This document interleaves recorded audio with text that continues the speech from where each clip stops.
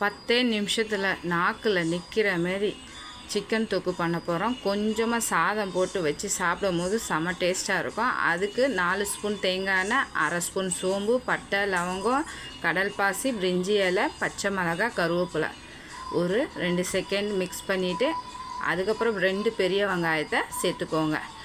நல்லா இந்த அளவுக்கு வதங்கினோன்னே 2 தக்காளி, 1.5 ஸ்பூன் இஞ்சி பூண்டு விழுது, தேவையான உப்பு நல்லா மசிஞ்சு வந்தோடனே நல்லா போன்லேஸாக சிக்கன் எடுத்து வாஷ் பண்ணி வச்சுருக்கேன்.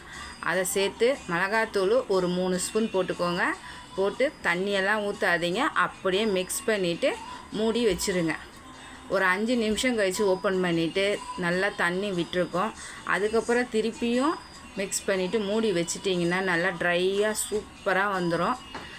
அப்படியே நீங்கள் சுட சுட சாதம் போட்டு சாப்பிட்டுட்டு கமெண்ட் பண்ணுங்கள், சூப்பராக இருக்கும்.